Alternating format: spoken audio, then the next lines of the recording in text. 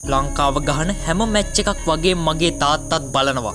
කමිල් එදා බැට් කරපු විදිහට තාත්තා හිටියෙත් කේන්තියෙන්. කුමාර් සංගක්කාරගේ පියාවන එස්.කේ. සංගක්කාර පසුගියදා ජීවන ගමන්ට සමුදුන්නා. අවමංගල්‍යයට සහභාගී වූ ක්‍රීඩකයන් අතරින් කමිල්ට සිදු අකරතැබ්බිය ගැන සමාජ මාධ්‍ය පුරාද හැමෝගෙම කතාබහට ලක් වී තිබුණා. ඒ මළගෙදරට ගිය ඔහුට දොස් කියා ආපසු හරවා එවීම සම්බන්ධවයි. එස්.කේ. සංගක්කාර කියන්නේ ජ්‍යෙෂ්ඨ නීතිඥවරයෙක්. මහනුවර ප්‍රදේශයේ කීර්තිමත් නීතිඥවරයෙකු ලෙස කටයුතු කළ ඒ මහතා වෘත්තීය ජීවිතය තුළ මෙන්ම සමාජ සේවා කටයුතු වලදීද මහනුවර ජනතාවගේ ඉමහත් ගෞරවාදරයට පාත්‍ර වූ චරිතයක්.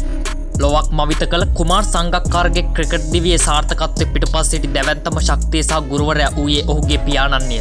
සංගක්කාරගේ විනය, තාක්ෂණය සහ ජීවන දර්ශනය හැඩගැස්වීමේ පුරෝගාමියා වූයේ එතුමා බව ප්‍රසිද්ධ කරුණක්. මහත්මාවරුන්ගේ ක්‍රීඩාවේ නියම ක්‍රිකට් මහත්මයා වන කුමාර් සංගක්කාර කියන්නේ ක්‍රිකට් රසිකයන්ගේ හදවත් වලින් කිසිදා නොමැකෙන නාමයක්.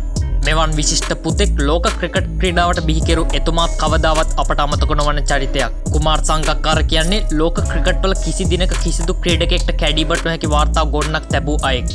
මේ හැම දෙයකටම ඔහුගේ පිටුපසින් සිටියේ ඔහුගේ පියායි. නමුත් මේ වෙනකොට ඔහු දිවිචැරිය නිමා කර ඇත. සංගක්කාරගේ පියාණන් පසුගිය දින උදෑසන මහනුවර පෞද්ගලික රෝහලකට ඇතුළත් කර තිබෙනවා.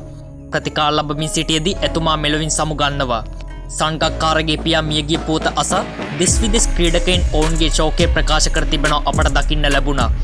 මේ අතර ශ්‍රී ලංකා ක්‍රිකට් කණ්ඩායමේ ක්‍රීඩකයන් පිරිසක් පසුගියදා රාත්‍රියේ දේහයට අවසන් ගෞරව දැක්වීමට සංගක්කාරගේ මහගෙදරට ගොස් තිබුණා. එහිදී කණ්ඩායමේ එක් ක්‍රීඩකයෙකුට ඔවුන් දොස් පවරා තිබුණු බවත් ඒ හේතුව නිසා ඔහු ආපසු හැරී පැමිණ තිබෙන බවත් සමාජ මාධ්‍ය තුල කතාබහට ලක් වී තිබුණා. ඒ ඔහු ලෝක කුසලානයේදී දැක්වූ දුර්වල ක්‍රීඩා විලාසය සම්බන්ධයෙන් පැන නැගුණු සිත්ඇවුලක් හේතු වෙනුයි. පසුවෙම ක්‍රීඩකයා ප්‍රකාශ කර තිබුණේ ඔහුගේ කේන්තිය සාධාරණ බවත් මේ මොහොතේ ඔහුද සිටින්නේ දැඩි කම්පනයකින් සහ එවැනි තත්ත්වයක සිත්ඇවුල් ඇති කර ගැනීමට නොසුදුසු හේයින් Taman පිට වී පැමිණි බවත් පවසා සිටියා.